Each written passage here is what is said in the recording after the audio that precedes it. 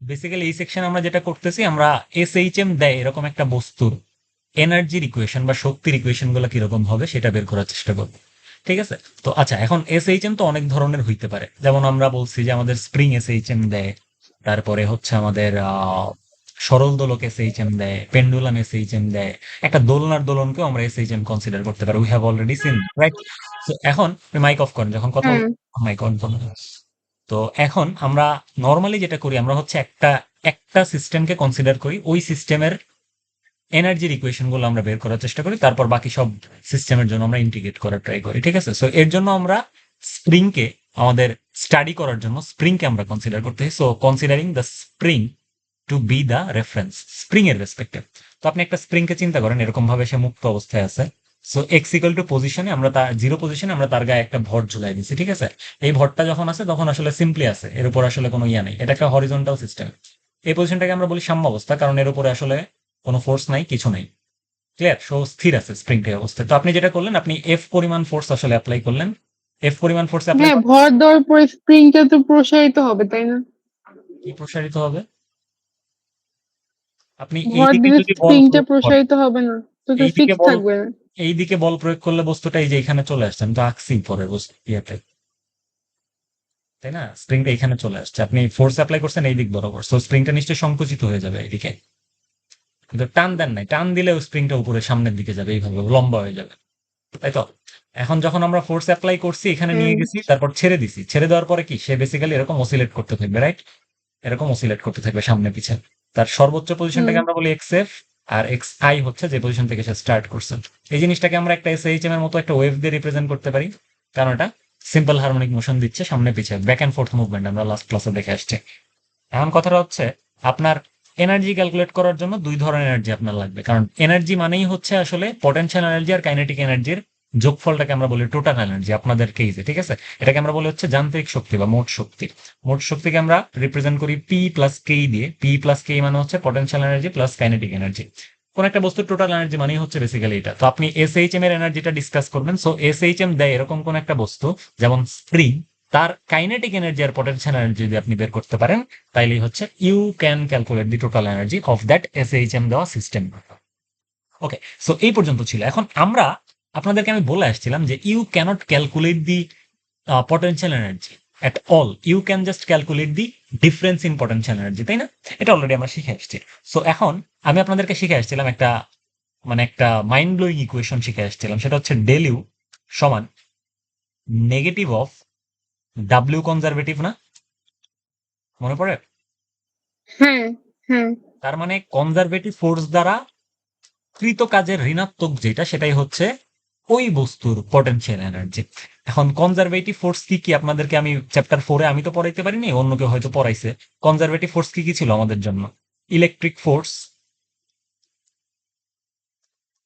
তারপর গ্র্যাভিটি, তারপর spring force, এগুলোই তো আমাদের জন্য কনজারভেটিভ ফোর্স ছিল, তাই না? হ্যাঁ।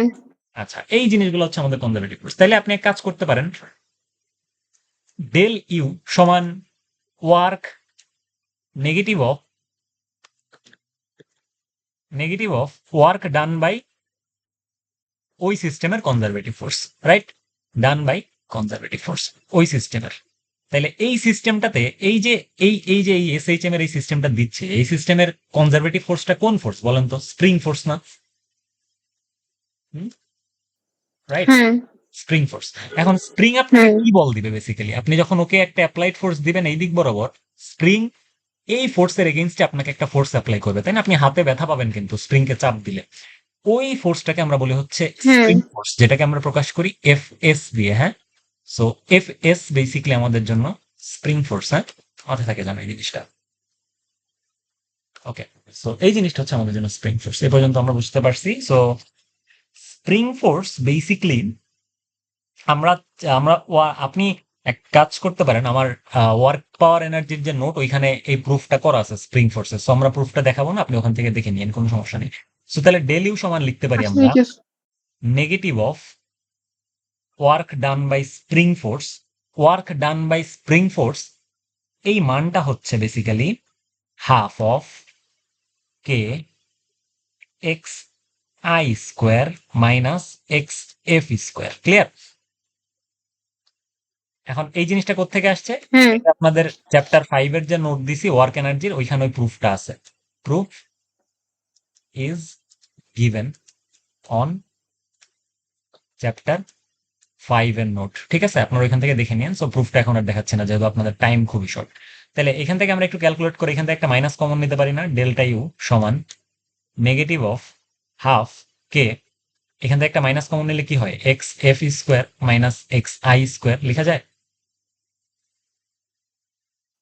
জাস্ট একটা হ্যাঁ মাইনাস। লেখা যায়। তো এখান থেকে আমরা লিখতে পারি ডেল্টা ইউ সমান half of K x f square minus x i square.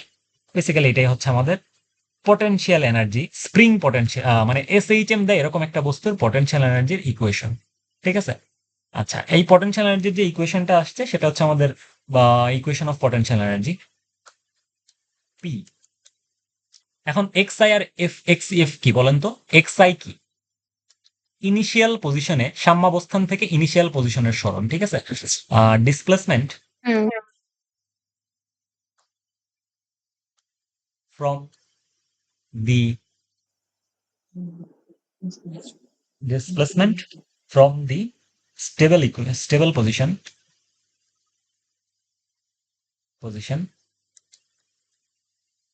initially, এটাকে আমরা বলি x equal to 0 থেকে, বেসিক্যালি, তাই না? x equal to 0 থেকে। হুম f কি?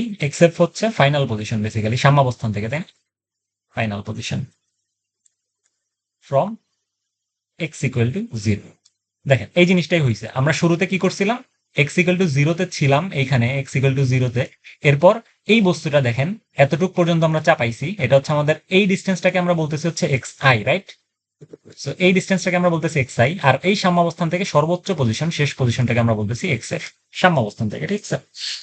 আচ্ছা, হুম এই ছিল হচ্ছে আমাদের স্প্রিং এর পটেনশিয়াল এনার্জি। এখন কথা হচ্ছে এইটা গেল। এখন যেটা আমাদের কথা সেটা হচ্ছে ধরেন আপনার এক্স আই জিরোতে আছে, এক্স আই জিরোতে আছে। ঠিক আছে? হ্যাঁ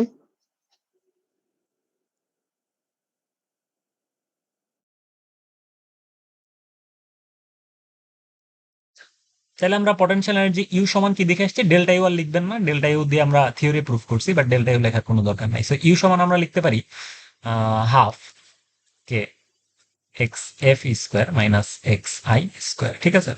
ওকে, এটা আমরা দেখে আসছি। আমি যদি আপনাকে বলি এক্স আই এর মান 0, অর্থাৎ you are starting from x equals to 0। X i 0 মানে সাম্যাবস্থা। সাম্যাবস্থান থেকেই শুরু করতেছেন আপনি, বেসিক্যালি। ঠিক আছে? দোলন দেওয়াটা বেসিক্যালি সাম্যাবস্থান থেকেই সরণটা ক্যালকুলেট করা হচ্ছে। তাইলে আপনি কি লিখতে পারেন? এক্স আই এর ভ্যালু যদি 0 হয়, আপনি সমান লিখতে ইউ সমান সবসময় তো লিখতে পারেন। সাম্যাবস্থা থেকে শুরু করি।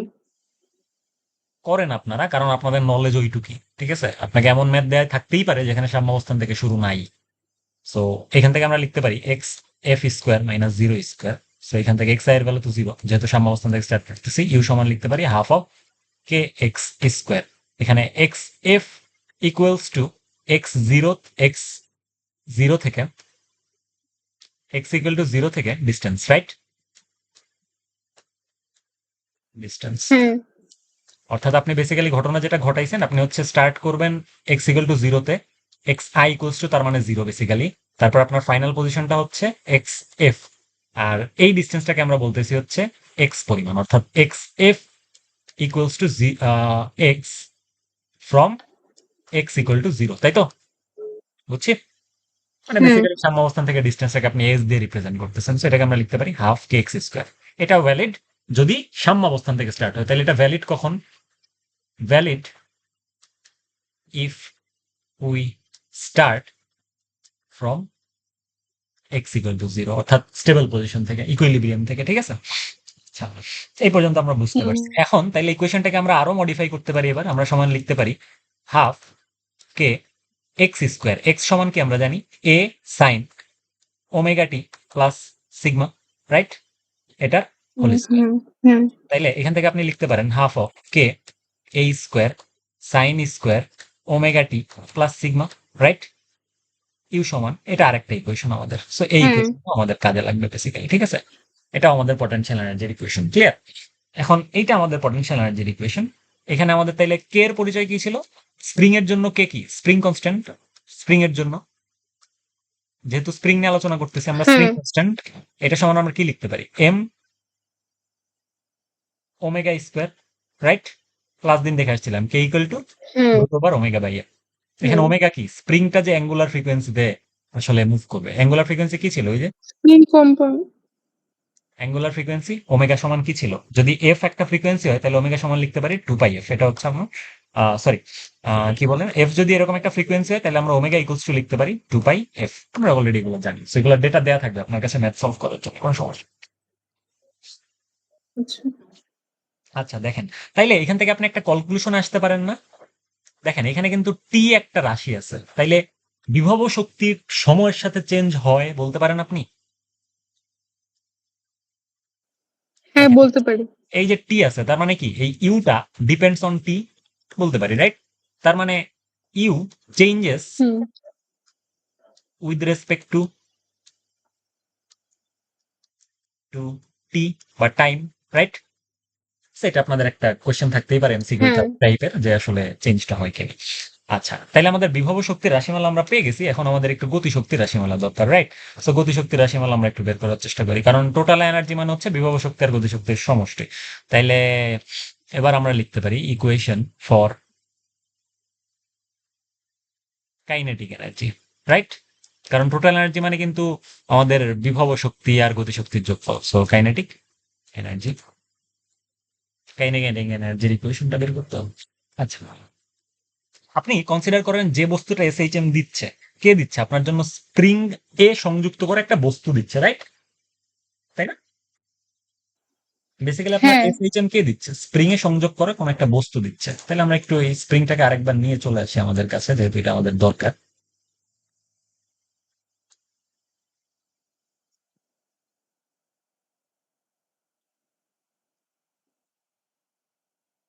হ্যাঁ,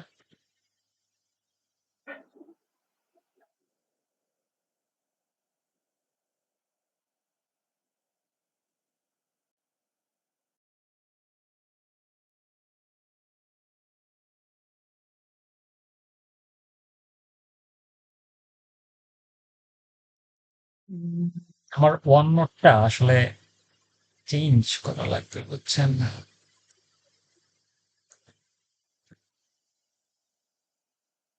এটা আবার এমন হয়ে গেছে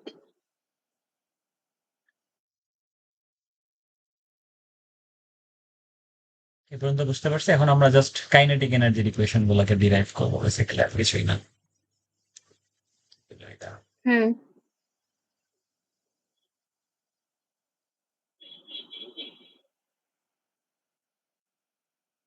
ওকে, সো বেসিক্যালি আমরা একটা স্প্রিং নিয়ে আলোচনা করতেছিলাম, স্প্রিং এর পটেনশিয়াল এনার্জি টাইপের জিনিস নিয়ে আলোচনা করতেছিলাম।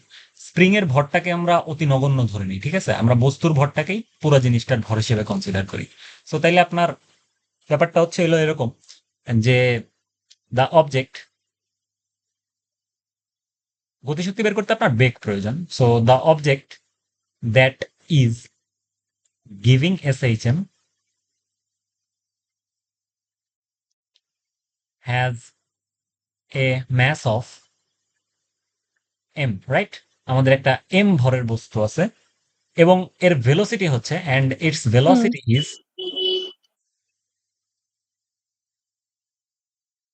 v। So এই দুইটা জিনিস আমাদেরকে লাগবে আসলে গতিশক্তি বের করার জন্য। এখন তাইলে আপনার ইকুয়েশনটা কি ছিল আপনাদের জন্য? Always x equals to a sin omega omega t plus plus sigma c। ওকে, এটা আমাদের ইকুয়েশন। তাহলে আমরা যদি গতিশক্তি বাইর করতে চাই আমরা লিখতে পারি যে e কে equals half of M V square, ওই বস্তুটার, তাই না? আচ্ছা, half of M V square, v মানে কি? হ্যাঁ ডি বাই ডিটি হ্যাঁ এক্স। স্প্রিং এর ক্ষেত্রে হাফ কে এক্স স্কোয়ার ছিল না গতিশক্তির সমীকরণ কি হাফ এম ভি স্কোয়ার না? গতিশক্তি মানে কি হাফ এম হ্যাঁ ভি কিন্তু স্কোয়ার। স্প্রিং এর গতিশক্তি তো হাফ কে এক্স স্কোয়ার ছিল। কখন বলছি স্প্রিং এর গতিশক্তি হাফ কে এক্স স্কোয়ার? এতক্ষণ স্প্রিং এর পটেনশিয়াল এনার্জি বের করে নিয়ে আসছি হাফ কে এক্স স্কোয়ার ইউ সমান। কিসের গতিশক্তি বললাম আপনাকে হাফ কে এক্স স্কোয়ার? কি দিয়ে কি কথা বলতেছেন? মাথা গরম করেন না আমার উল্টাপাল্টা কথা বলে। গতিশক্তির সমীকরণ হাফ কে এক্স স্কোয়ার, আমরা গতিশক্তি বের করতেছি স্প্রিং এর। পটেনশিয়াল আপনি ই টোটাল ক্যালকুলেট করবেন। আচ্ছা, এনার্জি মানে কি টোটাল, সেটা মানে হচ্ছে ইপি প্লাস ইকে। আপনি ইকে বের করতেছেন বেসিক্যালি এখন, হ্যাঁ কারণ ইপি অলরেডি আপনি বের সরি করে ভাইয়া, আসছেন। ভুলে বলেছি। ভুলে বলবেন না, এইসব কথা ভুলে বলার জিনিস না। আপনি এ বি সি শেষ কর মানে পুরো এবিসিডি সব শেষ করার পর বলতেছেন ভাই এ কি? শুনলে এগুলো রাগ উঠবে না? আচ্ছা যাই হোক, পরের ব্যাপার। Half M D by D T X মানে হচ্ছে বেসিক্যালি কি ছিল আমাদের এই সমীকরণটার ডিফারেন্সিয়েশন, সেটা কি এ omega cause omega t plus sigma, right? এ পর্যন্ত আমরা লিখতে পারি, এটার হোল হ্যাঁ স্কোয়ার হবে আমাদেরকে। সো এবার আমরা লিখতে পারি half M A square omega square cos square omega T plus sigma. এটা হচ্ছে আমাদের বেসিক্যালি গতি শক্তির সমীকরণ। এটা হচ্ছে আমাদের ইকে বা গতি শক্তির সমীকরণ। একটু আগে আমরা ইপির সমীকরণ দেখে আসছি, এবার আমরা দেখলাম ইকে এর সমীকরণ। ক্লিয়ার? সো এই পর্যন্ত আমাদের ইকে ইকুয়েশন। এখন এই ইকুয়েশনটাকে আমরা মডিফাই করতে পারি কিভাবে? এই যে হাফ এম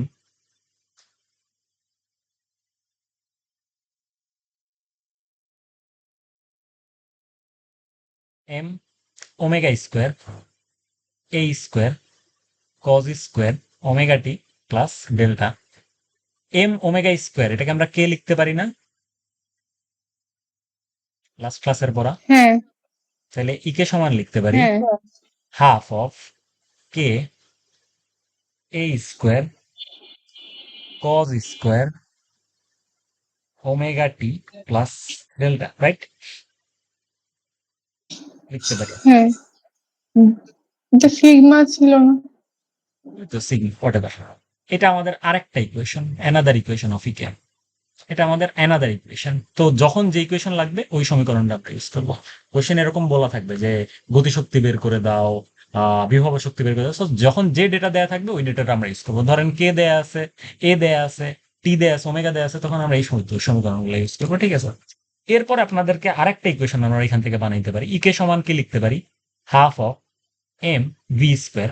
আমরা ভি সমান কি শিখছিলাম লাস্ট ক্লাসে? Omega A square minus X square last ক্লাসে শিখছি। সো এখান থেকে আমরা এটাও লিখতে পারি, তাহলে ইকে সমান হ্যাঁ শিখছিলাম। Half of M omega square A square minus X square. সেটা একটা আরেকটা সমীকরণ আমাদের গতিশক্তির এসএইচএম এর, ঠিক আছে? সেগুলো হচ্ছে all are hmm equation of ইকে অফ এসএইচএম, ঠিক আছে? বেসিক্যালি এটা হচ্ছে আমাদের বেসিক্যালি হ্যাঁ এই পর্যন্ত আমাদের সোফার ডিসকাশন। তো এরপরে দেখেন কোথায় বুঝেন নাই বা কি। বুঝছি পুরাটাই।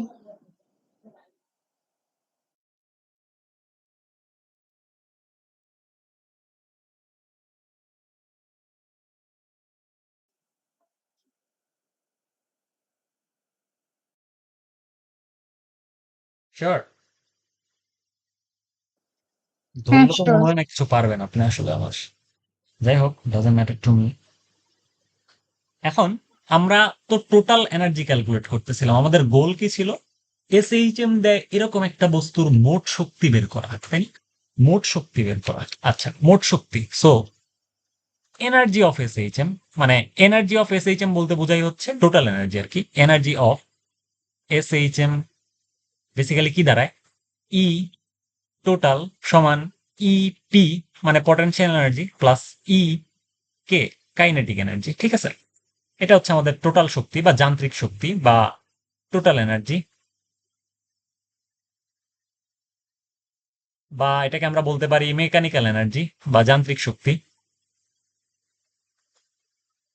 বাংলায় যদি বলেন হ্যাঁ এটা হচ্ছে যান্ত্রিক শক্তি। মানে এই বেসিক্যালি এই টার্মগুলো তো আপনাদের ওয়ার্ক এনার্জিতে পড়ানোর কথা, ঠিক আছে? এগুলো ওয়ার্ক এনার্জিতে হ্যাঁ লাগে। পড়ছি। আচ্ছা, তারপর এটাকে আমরাও বলতে পারি মোট শক্তি। মোট শক্তি মানেই হচ্ছে গতিশক্তি আর বিভব শক্তির সমষ্টি। তাহলে আমরা বিভব শক্তির ইকুয়েশনও বের করে আসছি, গতিশক্তির ইকুয়েশনটাও বের করে আসছি। সো ই টোটাল সমান আমরা কি লিখতে পারি এখন? ইপি পটেনশিয়াল এনার্জি কি শিখে আসছিলাম স্প্রিং এর, ওইটা হাফ কে এক্স স্কোয়ার যদি সাম্যাবস্থান থেকে স্টার্ট করে, আমরা কনসিডার করতেছি সাম্যাবস্থান থেকে স্টার্ট করছে, plus half M V square. সেখান থেকে আমরা একটু আগে দেখে আসছি হাফ কে এক্স স্কোয়ারকে আমরা লিখতে পারি A square sine square omega T plus sigma plus half M V square, মানে কি ওই যে আমাদের ভি এর ভ্যালু ছিল হচ্ছে একটু আগে আমরা কি দেখে আসলাম, এটা a square by root over a square by c. এই যে এটা এটা আমরা শিখে আসছি একটু আগে, ই কে সমান half K square cos square omega টি স্কোয়ার আর কি, যেটা ঠিক আছে। এটা বারবার কেন ডেভিয়েট করতেছে, Oh, আমরা এটা শিখে আসছি রাইট। সো এই কোয়েশ্চেনটা লিখবো half M K a square cos square. এই পুরো চ্যাপ্টারটা আসলে ম্যাথমেটিক্যাল চ্যাপ্টার, বুঝছেন, অনেক কিছু ইকুয়েশন দিয়ে ডিরাইভ করতে হয়, নাহলে আসলে পারা পসিবল না। এখান থেকে আমরা কমন নিতে পারি half of k a square. এই এমটাকে কে ভাই লিখতে এই পারি, চ্যাপ্টারের সব ম্যাথ কি এই অন্তরীকরণের মতো? বেসিক্যালি এগুলা ইকুয়েশন শিখতেছেন আপনি, এগুলা থেকে আসলে ম্যাথগুলো করতে হবে বেসিক্যালি। এখান থেকে আমরা কমন নিতে পারি half K square. Half K square যদি কমন হয় তাহলে লিখতে পারি সাইন স্কোয়ার ওমেগা টি plus sigma plus cos square omega টি প্লাস সিগমা। তো দেখেন sine square theta plus cos square theta মানে কি 1 না? হ্যাঁ সেখান থেকে আপনি লিখতে পারেন half of k a square, তাইলে ই টোটাল সমান half of k a square, right. দেখেন এখানে কেও কনস্ট্যান্ট, হ্যাঁ এও কনস্ট্যান্ট, রাইট। তার মানে কি হ্যাঁ আপনি কনক্লুড করতে পারেন এরকম একটা কথা বলে, so we can say total energy, সে পুরো জিনিসটা আসলে কনস্ট্যান্ট না, যেহেতু half constant K constant A constant, so এই জিনিসটা আসলে কনস্ট্যান্ট, রাইট, হ্যাঁ constant. So total energy in S H M is constant. So এটা একটা প্রুফ, এই প্রুফটা আপনাদের চলে আসতে পারে এক্সামে, সো এই জিনিসটা আসলে কাজে লাগে। তার মানে মোট শক্তি যদি বের করতে বলা হয় আপনাকে, আপনি কোন সূত্র দিয়ে ইউজ করবেন? সো এটা ফর ফাইন্ডিং, এই হুম ফর্মুলাটা আমরা ইউজ করবো, ঠিক আছে। Total energy in S H M, clear? আচ্ছা এই পর্যন্ত গেল হ্যাঁ আমাদের। ক্লিয়ার। ওকে, তাহলে আমরা কনক্লুড করতে পারি, দেখেন আমাদের ইপি আর ইকে দুইটা ইকুয়েশনেই টাইম ডিপেন্ডেন্সি ছিল, তাই না? টাইম এর ওপর ডিপেন্ড করতো, যেহেতু টাইম ছিল ইকুয়েশনে। হ্যাঁ এই দেখেন টি আছে এখানে, এখানেও টি আছে, রাইট। সো ইপে ইকি হুম ইকে ইপি টাইম এর উপর ডিপেন্ড করতো, কিন্তু দেখেন ই টোটাল টাইমের উপর ডিপেন্ড করে, ও কিন্তু কনস্ট্যান্ট, সো ই টোটাল রিমেইনস হ্যাঁ কনস্ট্যান্ট। সো এটা একটা এমসিকিউ এর পয়েন্ট চলে আসতে পারে, এটা এমসিকিউ আসতে পারে, প্রুফও আসতে পারে, So আসলে যে কোনো ভাবে কোশ্চেন আসতে পারে, ঠিক আছে। সো এই পর্যন্ত আমরা বুঝতে পারছি। এখন আপনাদের জন্য আমার কাছে আছে সঞ্জিদা কি আসছে মনে হচ্ছে, সঞ্জিদা জয়েন দিছে হয়তো বা।